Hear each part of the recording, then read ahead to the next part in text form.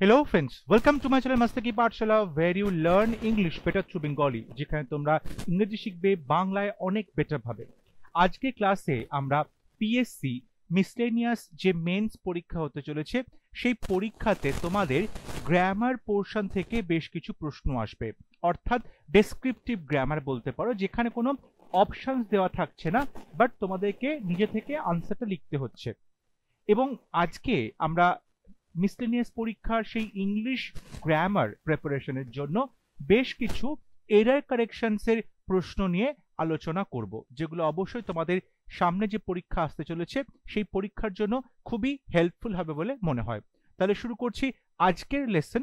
আর lesson শুরু করার আগে তোমাদেরকে বলি, পিএসসি মিসলেনিয়াস এবং ক্লার্কশিপ এই দুটো পরীক্ষার মেন্স পরীক্ষার জন্য ডেসক্রিপটিভ ইংলিশ যে রাইটিং পোর্শনটা রয়েছে, রিপোর্ট রাইটিং, প্রেসি রাইটিং এবং ট্রান্সলেশন, তার কিন্তু বিভিন্ন ক্লাসেস নিয়ে আসা হচ্ছে এবং সেগুলো তোমরা অবশ্যই দেখো, সেগুলো প্র্যাকটিস করো। আই এম শিওর তোমাদের পরীক্ষাতে অনেক হেল্প হবে। আজকে আমরা ক্লাসে 20টা এরার কারেকশনসের প্রশ্ন আলোচনা করব এবং আমি আশা করব তোমাদের পরীক্ষার প্রিপারেশনে অনেক হেল্প হবে। বলছে rewrite the sentences after making necessary corrections of errors. যে সেন্টেন্সগুলো দেওয়া আছে সেই সেন্টেন্সগুলোতে তোমাকে কারেকশন করতে হবে, করে সেগুলোকে রিরাইট করতে বলা হয়েছে। First question, the গ্রিকস were brave people's. দি গ্রিকস, গ্রিকস মানে হচ্ছে গ্রিসের যে লোকজন তাদেরকে বলা হচ্ছে ওয়্যার ব্রেভ পিপলস। এখানে ভুলটা কোথায় আছে? দেখো, পিপল, পিপল শব্দটাই কিন্তু প্লুরাল। অনেক সময় পিপলের সাথে আমরা এস যুক্ত করতে পারি তাকে আরো অন্য প্লুরাল করার জন্য, কিন্তু তখন তার মিনিংটা দাঁড়ায় বিভিন্ন দেশের বিভিন্ন লোক। বিভিন্ন দেশের লোকজনকে যখন তুমি একত্রে বলছো তখন পিপলস বলা যেতে পারে, বাট জেনারেলি পিপল এটা প্লুরাল শব্দ। আর এখানে গ্রিক দেশের যে লোক, গ্রিসের যে লোক, গ্রিক, তাদের কথাই বলা হচ্ছে, একটাই নেশনকে বলা হচ্ছে, তাই এখানে পিপলস হবে না। সঠিক উত্তর হবে the Greeks were brave people. এখানে কিন্তু সঠিক যে সেন্টেন্স সেটা হবে the Greeks were brave people. ঠিক আছে, next question, his hat was blown off by the strong air. তার হ্যাট ওয়াজ ব্লোন অফ, উড়ে গেছিল, টুপিটা উড়ে গেছিল, বাই দি স্ট্রং এয়ার, শক্তিশালী বাতাসের দ্বারা। এখন দেখো, যখন শক্তিশালী বাতাস বইছে তখন আমরা তাকে এয়ার বলি না, এয়ার মানে বাতাস। এখানে বলতে চাই শক্তিশালী বায়ু, সেক্ষেত্রে এয়ার আমরা না বসি, এখানে বলবো উইন্ড। সেন্টেন্সটা হবে উইন্ড, অর্থাৎ the his hat was blown off by the strong wind. এখানে কারেকশন হবে এয়ারের বদলে wind. Question number 3, I am the one who am to blame. বলছে আই অ্যাম দি ওয়ান, আমি হচ্ছে সেই ব্যক্তি, হু অ্যাম টু ব্লেম, যাকে ব্লেম করতে হবে, অর্থাৎ যে দোষের ভাগিদার। এখানে হু থেকে একটা সাব ক্লজ আছে, আই অ্যাম দি ওয়ান একটা মেইন ক্লজ। এই যে রিলেটিভ প্রোনাউন হু বসানো হয়েছে, হু এর ঠিক আগে যে বসছে অ্যান্টিসিডেন্ট তাকে মিন করা হয়। এখানে যদি হু বলতে আমরা দি ওয়ান, সেই ব্যক্তির কথা বলছি, তাহলে সেই ব্যক্তি অনুযায়ী কিন্তু ভার্বটা বসানো হবে। এখানে এটা সাবজেক্ট, তাহলে দা ওয়ান এর জন্য কিন্তু অ্যাম হয় না, আই এর পরে অ্যাম বসে, দা ওয়ান এর জন্য অ্যাম বসবে না, তাহলে এখানে ভার্বটা হবে is. The one singular present tense, তাহলে এখানে ইজ বসানো হবে। তাহলে সেন্টেন্সটা হচ্ছে আই অ্যাম দি ওয়ান, আমি হলো সেই ব্যক্তি, হু যাকে তুমি ব্লেম করবে, হু ইজ টু ব্লেম। এখানে হু বলতে দি ওয়ান কে বোঝানো হচ্ছে এবং দি ওয়ান এর জন্য ইজ এই ভার্বটি আসছে। Question number 4, we should sympathise with blind.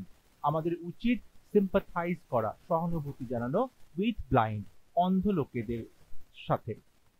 এখন দেখো, দি ব্লাইন্ড যদি তুমি বলো, দি ব্লাইন্ড বলে বোঝানো হবে সমস্ত অন্ধ যে কমিউনিটি তাদেরকে পুরোটাকে বোঝানো হয়, কিন্তু তুমি যদি শুধু ব্লাইন্ড বলো তাহলে কিন্তু সেরকম নির্দিষ্ট কোনো অর্থ হচ্ছে না। সুতরাং এক্ষেত্রে সঠিক উত্তর হবে we should sympathize with the blind।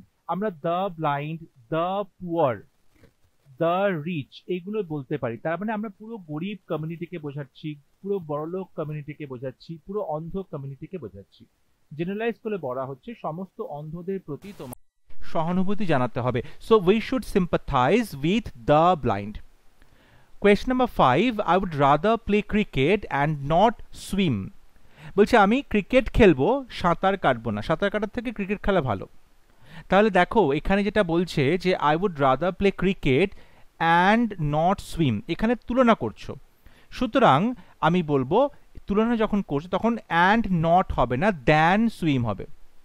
Than swim অর্থাৎ I would rather play cricket than swim, আমি সাঁতার কাটার থেকে ক্রিকেট খেলাটা বেশি পছন্দ করবো, ক্রিকেট আমি খেলবো। তুলনা করছি, তাই I would rather play cricket than swim. এখানে আমরা একটা কম্পারেটিভের সেন্স দেখতে পাচ্ছি, তাই এখানে দ্যান বসানো হয়েছে অ্যান্ড নটের পরিবর্তে। Question number 6, walking through the front door was a wasp stung him. Walking through the front ডোর, যখন তুমি সামনের দরজা দিয়ে হাঁটছো, আ ওয়াস্প একটা পোকা, স্টাং হিম তাকে কামড়ে দিয়েছিল। তাহলে দেখো ওয়াকিং থ্রু দ্য ফ্রন্ট ডোর, যখন সে সামনের দরজা দিয়ে হাঁটছিল, প্রবেশ করছিল, তখন একটা ওয়াস্প তাকে কামড়ে দিয়েছে। সেক্ষেত্রে আমরা এই যে এখানে পার্টিসিপলটা আছে, এই পার্টিসিপলটাকে একটা গোটা সাবক্লজে পরিণত করতে পারি, তাহলে এটা মেইন ক্লজ হবে। সেক্ষেত্রে আমরা বলতে পারি যে as he was walking through the, as he was walking through the front door, যেহেতু সে সামনের দরজার মধ্যে দিয়ে হাঁটছিল, as he was walking through the front door, তখন আসছে এ ওয়াস্প স্টাং হিম, তাকে কামড়ে দিয়েছে, তাকে হুল ফুটিয়েছে। তাহলে এক্ষেত্রে আমরা walking through the front door যেটা পার্টিসিপল ছিল তাকে একটা সাবক্লজে পরিণত করলাম, অ্যাডভার্ব ক্লজে, as he was walking through the front door, যেহেতু সে ফ্রন্ট ডোরের মধ্যে দিয়ে যাচ্ছিল, ওয়াস্প স্টাং হিম, তখন একটা পোকা তাকে হুল ফুটিয়েছে। কোয়েশ্চন নাম্বার 7, 2 + 9 আর 11। 2 + 9, 2 + 9, এখানে দুটো দেখতে পাচ্ছ ডিজিট আছে, কিন্তু দুটো ডিজিট একসাথে মিলে 11 হচ্ছে, সো এটা সিঙ্গুলার, তো এখানে আর হবে না, ইজ হবে। 2 + 9 is 11, 2 + 9 is 11। Question number 8, I have build the house in 1960। 1960 সালে আমি বাড়িটা তৈরি করেছি। যখন তুমি অতীতের সময় উল্লেখ করছো তখন এখানে প্রেজেন্ট পারফেক্ট টেন্স বসানো হয় না, তখন এখানে আমরা সিম্পল পাস্ট টেন্স বসাই। যেহেতু অতীতের একটা সময় উল্লেখ আছে, তাই সিম্পল পাস্ট টেন্স বসানো হবে, এবং সিম্পল পাস্ট টেন্স মানে আই বিল্ড, বিল্ড ভার্বের সেকেন্ড ফর্ম পাস্ট ফর্ম বসবে, so I build the house in 1960, এটা হবে সঠিক উত্তর। Question number 9, their wedding has not been a very happy one। তাদের ওয়েডিংটা কিন্তু খুব একটা সুখের ছিল না। দেখো দেয়ার ওয়েডিং, ওয়েডিং মানে কিন্তু যে বিয়ে, যে অনুষ্ঠানটা, সেটাকে বোঝানো হচ্ছে, ঠিক আছে। অ্যাকচুয়ালি এখানে বলতে চাওয়া হচ্ছে তাদের যে দাম্পত্য সময়টা, তাদের যে বিবাহ বন্ধনে থাকার যে সময়টা, সেক্ষেত্রে কিন্তু আমরা ওয়েডিং বলবো না, দেয়ার ম্যারেজ বলবো। Their marriage has not been a very happy one, has not been a very happy, তাদের বিয়েটা কিন্তু খুব একটা সুখের ছিল না। এখানে ওয়েডিং বলতে বিবাহ যে অনুষ্ঠানটা হয়, বিয়ের যে দিনটা, অনুষ্ঠানটা, সেটাকে বোঝানো হচ্ছে, সেটা কিন্তু এখানে সঠিক হবে না, এখানে তাদের যে বিবাহ সম্পর্কটা সেটা বোঝানো হচ্ছে, তাই দেয়ার ম্যারেজ বলা হবে। Their marriage has not been a very happy one.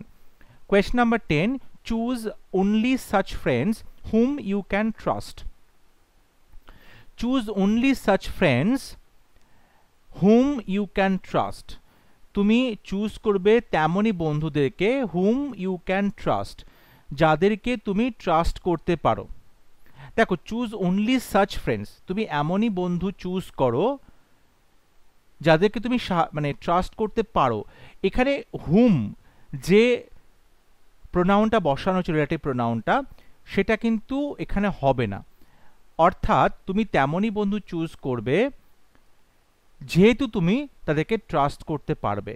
As you can trust them, as you can trust them, এখানে অ্যাজ দিয়ে আমরা একটা কিন্তু সাবক্লজ তৈরি করছি, চুজ অনলি সাচ ফ্রেন্ডস, এমনই বন্ধু তুমি চুজ করবে as you can trust them, যেহেতু তুমি তাদেরকে ট্রাস্ট করতে পারো। এখানে হুম হবে না, এখানে অ্যাজ দিয়ে আমরা একটা সাবক্লজ তৈরি করব। Question number 11, neither percept nor discipline are so forceful as example। বলছে ডিসিপ্লিন বলো বা পারসেপশন বলো, এটা কিন্তু কোনোটাই এতটা ফোর্সফুল এক্সাম্পল নয়। ঠিক আছে, এখানে যে সেন্টেন্সটা দেওয়া আছে তোমাকে বলতে হবে কোথায় ভুল আছে। দেখো, যখন তুমি নাইদার নর এখানে বসাচ্ছ এবং দেখছো এখানে সিঙ্গুলার সাবজেক্ট আছে, তাহলে ভার্বটাও সিঙ্গুলার হবে, এখানে প্লুরাল ভার্ব হবে না। যেহেতু সিঙ্গুলার সাবজেক্ট আছে নাইদার নরের মাঝে, সেক্ষেত্রে আমাদের ভার্বটাও সিঙ্গুলার হবে, সো আমরা ইজ বলবো। neither percept nor discipline is so forceful as example। Question number 12, do you know if there is a house for letting in the neighborhood? তুমি কি এমন কোনো বাড়ি জানো ফর লেটিং, যেটাকে ভাড়া দেওয়া হবে, ইন দ্য নেইবারহুড, এই লোকালিটিতে। প্রথম কথা ডু ইউ নো, এটা একটা প্রশ্ন করছে, এখানে কোয়েশ্চেন মার্ক হবে প্রথম কথা। দ্বিতীয় কথা যেটা বলছে যে if there is a house for letting, না এখানে ফর লেটিং হয় না, অ্যাকচুয়ালি টু লেট হয়, কথাটা ভাড়া দেবে to let. So if there is a house to let, ঠিক আছে, ইন দি নেইবারহুড, এটা হবে সঠিক উত্তর। এখানে আমরা জিরান ব্যবহার করবো না, আমি ইনফিনিটিভ ব্যবহার করবো, to let. Question number 13, who you said was coming to see me in the morning. Who you said was coming to see me in the morning, তুমি আমাকে বলেছিলে সকালবেলা কে দেখা করতে আসছে। দেখো, সকালবেলা কে দেখা করতে এসেছিল হবে, সো আমরা হু এর পর একটা কমা দেবো, হু ইউ সেড, তুমি বলেছিলে, হু, আচ্ছা, ওয়াজ কামিংটা হবে না, সকালবেলা এসেছিল পাস্ট টেন্স, তাহলে came to see me in the morning. প্রশ্নটা হচ্ছে who came to see me in the morning, কে আমার সাথে দেখা করতে এসে তুমি বলেছিলে। সো এখানে একটা মেইন ক্লজ ইউ সেড আর হু থেকে আসছে sub clause. So you said who came to see me in the morning, যদি প্রশ্ন করা হচ্ছে হুটা সামনে চলে আসলো, তারপরে এখানে ভার্বটা আসছে। Okay, so who you said came to see me in the morning, তুমি বলেছিলে কে দেখা করতে এসেছিল সকালবেলা। Question number 14, he was finding it increasingly difficult to make his ends meet. সে এটাতে প্রচণ্ডভাবেই ডিফিকাল্ট বলে মনে করছে তার যে দুবেলার খাবার জোগাড় করা, to make his ends meet, এখানে কোথায় ভুল আছে। সো বলছে he was finding it increasingly difficult to make, এই যে বলছে না to make his ends meet, actually কথাটা হচ্ছে to make both ends meet, কথাটা হচ্ছে বোথ এন্ডস মিট, বোথ মানে উভয় যে কিনারা তাকে একসাথে নিয়ে আসার চেষ্টা করছে, দুটো কিনারাকে একসাথে মেলানোর চেষ্টা করছে, তার মানে হচ্ছে তার দুবেলার যে খাবার, সেই খাবারের সংস্থানের কথা বলা হচ্ছে।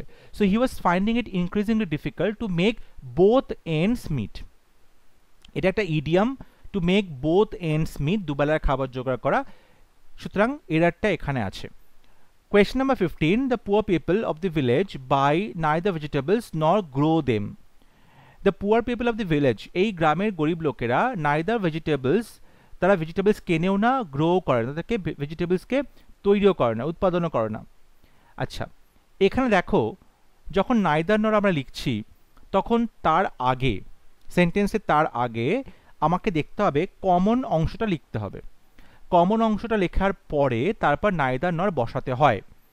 এখানে দেখো the poor people of the village by, একটা এই যে the poor people of the village এটা সাবজেক্ট, বাইটা হচ্ছে ভার্ব, ওকে, তারপর নাইদার ভেজিটেবলস করেছো, নর করেছো, গ্রো, এখানে আর একটা ভার্ব আছে। তাহলে তুমি যখন বাই ভার্বটাকে প্রথমে লিখেছো, নাইদারের আগে লিখেছো, তার মানে এটা কমন হয়ে গেল, অর্থাৎ এই বাই ভার্বটা নাইদারের পরের অংশও বসবে, নরের পরের অংশও বসবে, কমন ফ্যাক্টর হয়ে গেল। কিন্তু এখানে নাইদার ভেজিটেবলস, এখানে কিন্তু কোনো ভার্ব নেই, আবার নরের পরে একটা ভার্ব দেওয়া আছে, তাহলে এখানে দুটো ভার্ব, একটা বাই একটা গ্রো, এখানে কোনো ভার্ব কমন যাবে না, এখানে একটাই ভার্ব দুটোকে স্যাটিসফাই করছে না। সুতরাং বাই কথাটা আমরা নাইদারের পরে লিখব, অর্থাৎ নাইদার বাই ভেজিটেবলস, তারা ভেজিটেবলস কেনেও না, নর গ্রো দেম, এবং তারা ভেজিটেবলস উৎপাদনও করে না। তাহলে এখানে বাই একটা ভার্ব, গ্রো আর একটা ভার্ব, দুটো ভার্ব, দুটো different verb.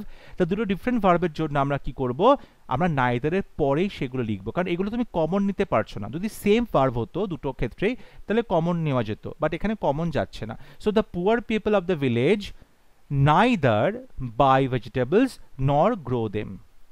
Question number 16. On entering the hall, the number of visitors surprised me. হলে ঢোকার পরে the number of visitors surprised me. যত লোক এসেছে সেটা দেখে আমি সারপ্রাইজড হয়ে গেলাম। তাহলে on entering the hall যেটা আছে সেখানে আমরা কি বলতে পারি, I was surprised. আমি সারপ্রাইজড হয়ে গেলাম, আমরা প্যাসিভে করছি। I was surprised to see the number of visitors, কথাটা আমরা এইভাবে বলি, I was surprised to see the number of visitors। তাহলে কারেকশন হবে on entering the hall I was surprised to see the number of visitors। I was surprised, আমি অবাক হয়ে গেলাম, to see এটা দেখে the number of visitors, কত লোক এখানে এসেছে। Question number 17. The short story should not exceed more than 200 words. এই শর্ট স্টোরিটা 200 শব্দকে অতিক্রম করবে না। দেখো, যখন তুমি বলছো এক্সিড করা মানে অতিক্রম করা, এর থেকে বেশি বাড়বে না, তখন মোর দ্যান কথাটা বলা কিন্তু সুপারফ্লুয়াস, মানে দুটো একই কথা। এক্সিড মানে কোনো কিছুকে ক্রস করে চলে যাওয়া, মোর দ্যান মানে বেশি হওয়া। তাহলে আমরা কিন্তু মোর দ্যান কথাটা এখানে বলবো না, কারণ এক্সিড মানেই তার বেশি হওয়া। So the story should not exceed 200 ওয়ার্ডস, এটা হবে সঠিক উত্তর। Question number 18.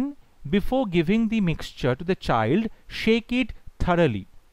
Before giving the mixture to the child, বাচ্চাটাকে এই মিক্সচার দেওয়ার আগে shake it thoroughly, ভালো করে তাকে নাড়িয়ে নাও।